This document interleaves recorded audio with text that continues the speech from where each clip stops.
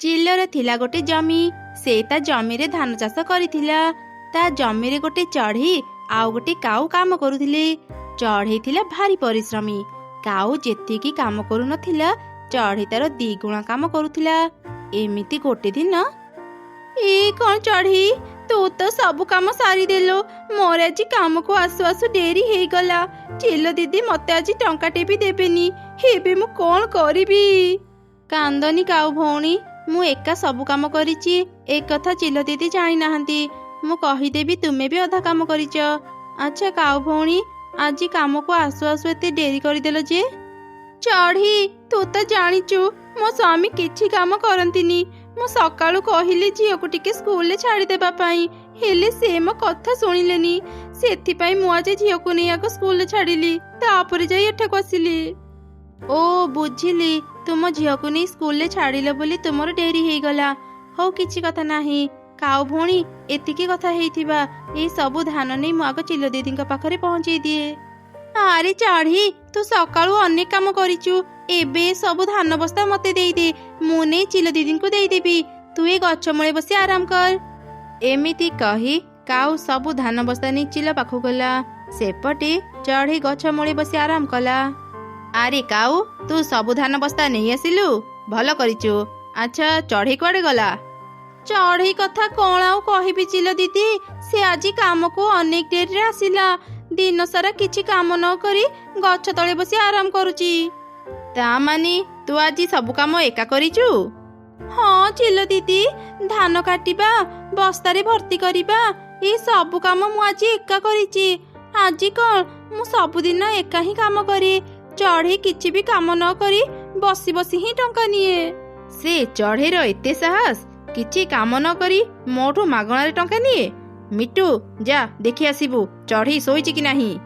ମିଟୁ ଶୀଘ୍ର ଚିଲର ଜମିକୁ ଗଲା, ଆଉ ଦେଖିଲା ଚଢ଼େଇ ଗଛ ତଳେ ଶୋଇଛି। ଏସବୁ ଦେଖି ସେ ଶୀଘ୍ର ଚିଲ ପାଖକୁ ଫେରି ଆସିଲା। ହଁ ଚିଲ ଦିଦି, ମୁଁ ଏବେ ଦେଖି ଆସିଲି, ଚଢ଼େଇ ଗଛ ତଳେ ଶୋଇଛି। ସେ ବଦମାସ ଚଢ଼େଇକୁ ମୁଁ ଆଜି ଟଙ୍କାଟି ବି ଦେବିନି। ଆଜିର ସବୁ ଟଙ୍କା କାଉ ତୁ ନେବୁ। ଏଇ ନେ ତ ଟଙ୍କା। ଧନ୍ୟବାଦ ଚିଲ ଦିଦି।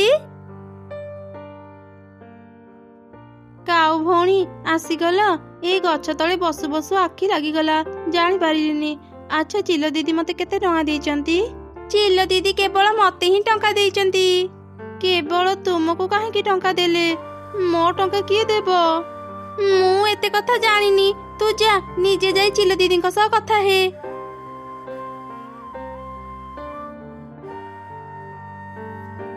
ଚଢ଼େଇ, ତୁ ଦିନ ସାରା କାମ ନ କରି ଶୋଇ ରହିଥିଲୁ, ସେଥିପାଇଁ ତତେ ଆଜି କାମ କରିବାର ଟଙ୍କା ଦିଆ ହେଇନି। ନା ନା, ମତେ ଭୁଲ ବୁଝନ୍ତୁନି ଚିଲ ଦିଦି। ନିଶ୍ଚୟ ସେ କାଉ ମୋ ନାଁରେ ମିଛ କହିଥିବ। ମୋ କଥାକୁ ବିଶ୍ୱାସ କରନ୍ତୁ, ଆଜି ସକାଳୁ ମୁଁ ଏକୁଟିଆ ହିଁ ସବୁ କାମ କରିଛି। ଚୁପ୍ କର ମିଛୁଆଣି। ମିଟୁ ତତେ ନିଜେ ଦେଖି ଆସିଛି, ତୁ ଗଛ ତଳେ ଶୋଇଥିଲୁ। ମୁଁ ତତେ ଆଉ କାମରେ ରଖିବିନି, ଆଉ ଦିନେ ବି ଏଠାକୁ ଆସିବୁନି। ଚାଲିଯା ମୋ ଆଖି ସାମ୍ନାରୁ। ଚିଲର କଥା ଶୁଣି ମନ ଦୁଃଖରେ ମା ଚଢ଼େଇ ଘରକୁ ଫେରି ଆସିଲା। ମା ଆସିଗଲ? ଆଜି କହିଥିଲ ମୋ ପାଇଁ ନୂଆ ଜୋତା ଆଣିଦେବ। ମୋ ପାଇଁ ନୂଆ ଜୋତା ଆଣିଦେଇଛ ମା? ନାଇଁ ରେ ମା, ମୁଁ ଜୋତା କିଣିନି। ମୋ କାମ ଚାଲିଗଲା। କାଲିଠୁ ଆମେ ଖାଇବା କେମିତି କିଣିବା ଚିନ୍ତା ଲାଗିଲାଣି। ବୋକା ଚଢ଼େଇ, ସାରା ଦିନ କାମ କରିକି ବି ଗୋଟେ ଟଙ୍କା ପାଇଲାନି, ଆଉ ମୁଁ କାମ ନ କରି ସବୁ ଟଙ୍କା ପାଇଗଲି। ଆରେ ତୁ ଏସବୁ କ'ଣ କହୁଛୁ? ମୁଁ କିଛି ବୁଝିପାରୁନି। ତାପରେ କାଉର ସ୍ତ୍ରୀ ତାକୁ ସବୁ ଘଟଣା କହିଲା। ଚଢ଼େଇକୁ ଠକି ପାରି ସେ 2 କାଉ ଖୁସିରେ ନାଚିଲେ। ଆରେ ତୁ ଜାଣିଛୁ, ମତେ ଗୋଟେ ବଢିଆ କାମ ମିଳିଛି। ମୁଁ ଯଦି ସେ କାମ କରିପାରିବି ନା, ଖାଲି ଟଙ୍କା ହିଁ ଟଙ୍କା ମିଳିବ। ଆଚ୍ଛା ସତରେ? କ'ଣ ସେ କାମ? ଶୀଘ୍ର କୁହ। ପାଖ ଜଙ୍ଗଲରେ ଗୋଟେ ଛୁଆ ଚୋର ଚିଲ ରୁହେ। ଦିନେ ସେ ମତେ କହିଲା, ମୁଁ ଯଦି ଚଢ଼େଇ ଛୁଆଙ୍କୁ ଚୋରି କରି ତାକୁ ଦେବି, ତା ବଦଳରେ ସେ ମତେ ଅନେକ ଟଙ୍କା ଦେବ। ଆରେ ବୋକାଙ୍କ ପରି କାମ କରନି। ଚଢ଼େଇ ଛୁଆ ଚୋରି କରୁ କରୁ କେବେ ଯଦି ଧରା ପଡ଼ିଯିବ ନା, ବହୁତ ମାଡ଼ ଖାଇବ। ସେଥିପାଇଁ ତୁ ଚିନ୍ତା କରନି, ମୋ ପାଖରେ ଏକ ବଢିଆ ଉପାୟ ଅଛି, ଶୁଣ। ଏମିତି କାଉ ତା ଯୋଜନା କଥା ତା ସ୍ତ୍ରୀକୁ କହିଲା। ତାପରେ ସେମାନେ ରାତି ହେବା ଯାଇ ଅପେକ୍ଷା କଲେ। ଅଧରାତିରେ 2 କାଉ ଚଢ଼େଇର ଘରକୁ ଗଲେ, ଆଉ ଚଢ଼େଇ ଛୁଆକୁ ଚୋରି କରି ଦୁଷ୍ଟ ଚିଲ ପାଖକୁ ନେଇଗଲେ। अरे वाह, तमे दुई काऊ मो कहवा अनुसार ही काम आरंभ करदेलणी। चिल आज्ञा, ए चढ़ई छुआ आमे तुमको देबा पई आनिनु। ए चढ़ई छुआ द्वारा तुमे निजर काम करि पारिबो। तापरि काऊ माने तांको योजना कथा दुष्ट चिल को कहिले। परदिन सकाळे माँ चढ़ी निज झील को घरे न देखी चिंतारे पड़ीगला। मो झील राति रे मो सांगरे ही सोईथिला, एते सकाळु से कुआडे चलीगला। मो शीघ्र मो झील को खोजे। एमिति चढ़ई ता झील को खोजिबा पई बाहर को गला, हेले से कोठी भी ता झील को पाइलानी। शेषरे से मन दुखरे निज घर को फेरी आसिला। सेते बेले हठात तार फोन रिंग हेला। चढ़ी, तो झील को खोजुचु ना? तो झील को खोजिले भी आ लाभ नहीं। आमे तो झील को किडनैप करी नहीं आसीचु। किए तुमे ए सब कौन कहूच? तुमे जहा कहबा मु सब देबी। मो झीर किछि भी क्षति करनी, ताको छाड़ी दियो। ठीक अछि, तेबे सुन, तू सब चढ़ी छुआ को चोरी करी जंगल बाहर थिबा गुंफा को नहीं आसे। तू जदि ए काम करि पारिबु, आमे तो झील को छाड़ी देबु। मु गोटे माँ हे आउ गोटे माँ को केमिति कष्ट देबी? मो झील पाई मते ए काम करिबा को ही पड़िबो। हे भगवान, मते क्षमा करि देबो। तापरे चढ़ई जण जण करी सब चढ़ई घर को गला।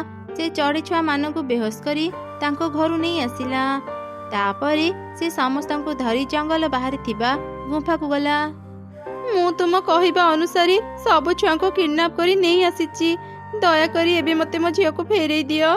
ठीक अछि, तू बाहर को जा, मु तो झील को तो पाख को पठाउची। सेमानक शब्द रे चढ़ई छुआ को निद भांगी गला। किए किए तुमे हमको एठाको काहेकि आनिच? दया करी हमको छाड़ी दियो, आमे घर को जीवु। ए कौन चढ़ई माउसी, तुमे हमको चोरी करी आनिच? तुमे एते खराब, तुमे जणे छुआ चोर। चढ़ई छुआ को कथा को ध्यान न दे गुंफा बाहर को चली आसिला। सेते बेले काऊ चढ़ई छुआ को धरी सेठा कसिला। ए चढ़ई छुआ, ए देखे आगरे तो माँ छिड़ा हेची, जा तो माँ पाखकू। ए कौन तमे दुई जण एठी? ता माने तमे माने भी छुआ चोर सह मिसिच? छी, तमे माने एते खराब, टंका पाई एते तळ को खसी पारिलो? तमे माने कोन भाबिथिल मु तम कथारी छुआ को चोरी करी नै आसीबी? ए कथा केही जानि परिबेनी। एठाको आसीबा पूर्वरु मु पुलिस को सब कथा कहि देइची, ता सह तांको सांगरे भी नै आसीची। तापरे पुलिस दुई काऊ आउ से छुआ चोर चिल को बांधी थाना को नै गला। चढ़ई सबु छुआ को सेठारु नहीं आसिला। रास्ता रे सबु छुआ को माँ को से देखिला। से माने निज छुआ को ही खोजुथिले।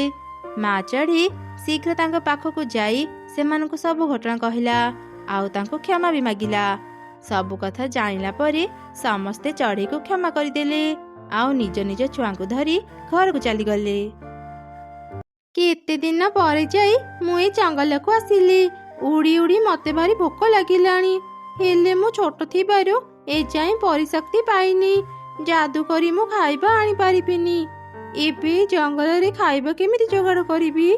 आरे आगरे तो किछि चढ़ई फल दुकान देइचंती, मु जाए तांको पाखरु किछि फल मागी खाइनी।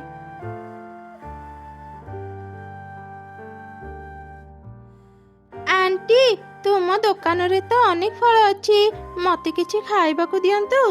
खाइबाकू तो देबी जे, हेले ता पूर्वरु कह तू फल किनिबा पई टंका आनिचु तो? मो पाखरे तो टंका नाही आंटी, मो गोटे परिछुआ, मो परिशक्ति पाइले तुमको टंका आनी देबी। एबे टंका छड़ा मते गोटे फल खाइबाकू दियंतु ना। हाँ, मो फल तो बेसी हेई गला ना, तते मागणा रे फल देबी। तू परी हेले भी टंका न देले मु तते खाइबा पई गोटे भी फल देबिनी। जा जा मो दुकान आगरु हटि जा, मो ग्राहक आसीबार समय हेई गलानी। मु तो केवल गोटे फल मागुथिली आंटी, गोटे फल देइथिले तुम फल सरी जाई नथांता।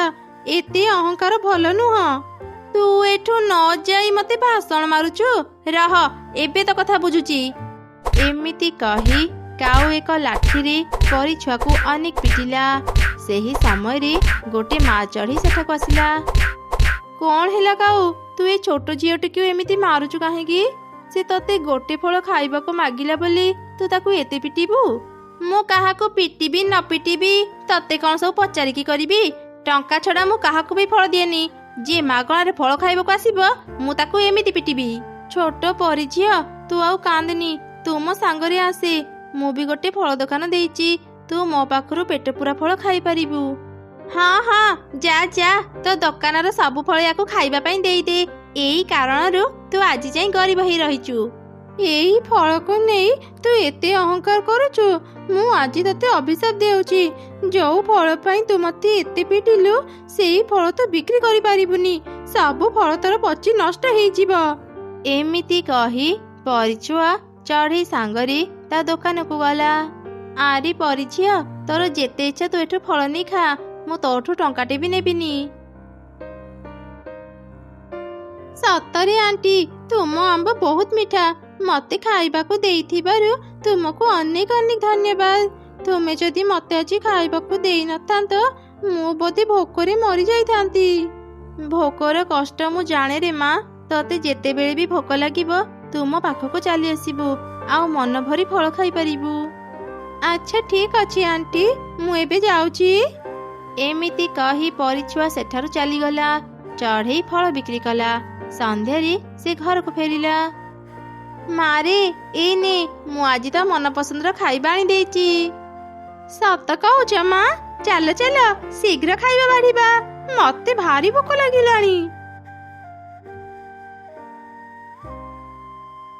ଆରେ କାଉ, ତୋର ତ ସବୁ ଫଳ ପଚା। ପଚା ଫଳ ଖାଇବାକୁ ଦେଇ ଆମକୁ ମାରିବାକୁ ଚାହୁଁଛୁ? ଆରେ ସମସ୍ତେ ଶୁଣ, କାଉ ପାଖରୁ କେହି ବି ଫଳ କିଣନି। ତାର ସବୁ ଫଳ ପଚା। ଖରାପ ଫଳ ଖାଇଲେ ଦେହ ଖରାପ ହେଇଯିବ। ଏମିତି କଥା ହେଇ ସମସ୍ତେ ଚଢ଼େଇ ପାଖକୁ ଗଲେ, ଆଉ ତା ଦୋକାନରୁ ଫଳ କିଣିଲେ। ମୁଁ ତ ଆଜି ହିଁ ଫଳ ଆଣିଥିଲି, ସବୁ ଫଳ ପଚିଗଲା କେମିତି? ଯାଏ ଆଉ କିଛି ଫଳ ନେଇ ଆସେ, ନହେଲେ ତମ ଦୋକାନ ବନ୍ଦ ହେଇଯିବ।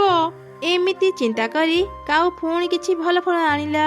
ହେଲେ କିଛି ସମୟ ପରେ ପରେ ହିଁ ତାର ସବୁ ଫଳ ପଚିଗଲା। ଏ କଣ, ମୋ ଫଳ ପୁଣି ପଚିଗଲା କେମିତି? ତା ମାନେ କଣ ସେ ପରିଛୁଆର ଅଭିଶାପ ସତ ହେଇଗଲା? ଏମିତି ହେଲେ ତ ମୁଁ ଗରିବ ହେଇଯିବି, ଆଉ ସେ ଚଢ଼େଇ ଧନୀ ହେଇଯିବ। ନା ନା, ମୁଁ ଏମିତି କେବେ ହେବାକୁ ଦେବିନି। କାଉର ଫଳ ପଚିଯିବା ଯୋଗୁଁ ସମସ୍ତେ ଚଢ଼େଇ ପାଖରୁ ଫଳ କିଣୁଥିଲେ। ଏମିତି ଦେଖି ତ କାଉ ଭୀଷଣ ରାଗିଗଲା। ସେ କେମିତି ଚଢ଼େଇର କ୍ଷତି କରିବ ଚିନ୍ତା କରୁଥିଲା। ଆରେ ତୁ ଆଉ ମନ ଦୁଃଖ କରନି, ମୋ ପାଖରେ ଏକ ଉପାୟ ଅଛି। ଆମେ ଯଦି ସେମିତି କରିପାରିବା ଚଢ଼େଇ କେବେ ଧନୀ ହେଇପାରିବନି। କଣ ସେ ଉପାୟ? ମତେ ଶୀଘ୍ର କୁହ। ଏମିତି କାଉ ତା ଯୋଜନା କଥା ତା ସ୍ତ୍ରୀକୁ କହିଲା। ବାଃ, ତୁମେ ମତେ ଗୋଟେ ଭଲ ବୁଦ୍ଧି ଦେଲ। ଚଢ଼େଇ ତା ଫଳ ବଗିଚାରୁ ଫଳ ଆଣି ବଜାରରେ ବିକ୍ରି କରେ। ଯେତେବେଳେ ସେ ଫଳ ବଗିଚା ହିଁ ରହିବନି, ଚଢ଼େଇ କୋଉଠୁ ଫଳ ଆଣି ବଜାରରେ ବିକ୍ରି କରିବ ଦେଖିବା। ତାପରେ ସେ ଦୁଇ କାଉ ରାତି ହେବା ଯାଏଁ ଅପେକ୍ଷା କଲେ।